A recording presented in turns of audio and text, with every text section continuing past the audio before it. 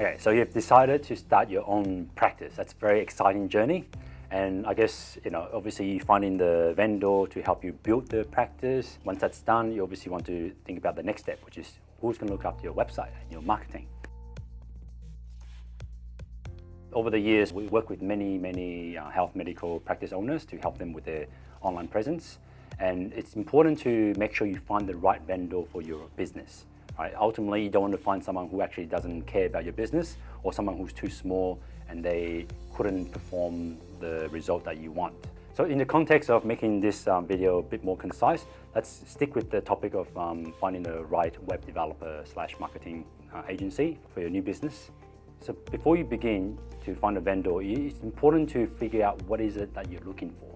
Are you looking for just build a very quick website so that at least you got something, or are you looking for building a website that will actually help become an asset for your business and attract a lot of new patients that's ideal for your practice? By knowing what you want, it will allow finding the right vendor a lot easier. So that's step one. Step two is to actually do the search itself. The first one, the easiest one, is just go online, do your online search, dentist, or dental website developer or something like that. Obviously you find a lot of people out there doing websites, and then you can actually use Google to figure out their reputation, look at some of the portfolio they have done in order for you to sort of assess whether they're any good. Other referral source might be asking your colleagues, right, whether they've had good experience with their web developers.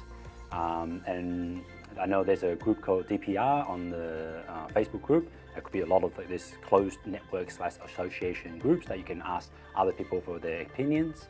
The worst you can do is to actually ask your family and friends to do it for you. Even though they give you that mates rate, we actually got a video about this exact topic you can look into. And another one similar to a video we've done before about working below the line is to actually do your own website. Yes, it will save you money, but ultimately the result you're going to get won't be as good compared to if a professional do it for you. I mean, ultimately you don't want to see a patient doing their own orthodontics, right? And why would you do the same thing with your online presence? Step three, this is now down to the crunch of comparing the different vendors that you have selected. So shortlisting, if you want to call it. It's important to figure out what is important to you. For example, you might think the cost is important. So you might put that in one of your comparison matrix, right? And there's a little attachment you can get at the end of this video. We'll put in a link in order for you to be objectively compare different vendors on the things that's important to you. So one of them could be cost.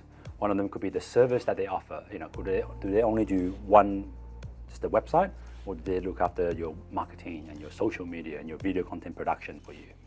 The third one will be how much of alignment are they with you in terms of the size. So we had situations where some of our clients told us they've looked for some of the larger digital agencies, and because they're big, they work on massive projects, and therefore naturally the margin they make or the price they quote can be significantly higher as well, because they work with BMW, they work with Country Road, they work with all these big corporates. It's impossible for a small vendor, a small customer like you to ask a big vendor like them, because they're going to charge you an arm and a leg to do the work they do, right? Because that's what they're used to. The project has a lot of overhead. It has the good quality that goes with it, but there's a lot of overhead that might not be necessary for your business. Another one that's really important to compare is to look at their portfolio, right? What are some of the work they've done in the past that's the best representation of what they can do for you? So if you like their work, if you like the way they think, by judging their portfolio will be a good indication to what they can do for you. Another little things is like, their reliability and communication skills. So when you contact them, are they fast to respond? Do they get back to you in the time that they promised? These are the little telltale signs.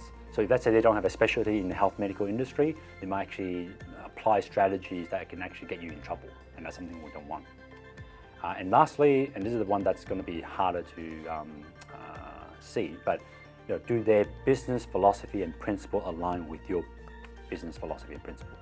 For example, if let's say you are very transparent in your communication, in the dealing that you do, if this agency are very secretive and not willing to give you much value before you even make the engagement, you go, it is the right one for me. Understanding why they're in the business in the first place will be good to find, because people attract people that alike, and you don't want to find a vendor that's too dissimilar to you. You need to at least align from a principle philosophy perspective.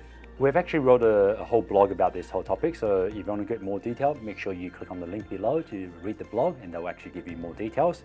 But most importantly, download the copy of the vendor comparison matrix. It's a spreadsheet. You can put vendor number 1, number 2, number 3, all the important things that you look for, and we actually put weighting on each of them. And when you put in the gut feel score on every single one of them, when you compare, you actually give you a very objective number at the end of which vendor is more suitable for your practice. So then you can say, yep, I've actually done my due diligence. This vendor is ideal for us. And I have to say, like, for 2080 Solutions is not for everybody. We don't do large corporate websites where they actually expect a lot of bells and whistles. We're very much focused on return on investment. So whatever money you spend with us, we'll make sure we get you something that's very good quality, and gives you that return on investment. For every dollar you spend, you can get at least $10 back in revenue, and that's what we care about. So we've got plenty of other videos similar to this where it helps you with your marketing of your practice. Either subscribe to us on YouTube or like us on Facebook, and be notified the next time the video comes out.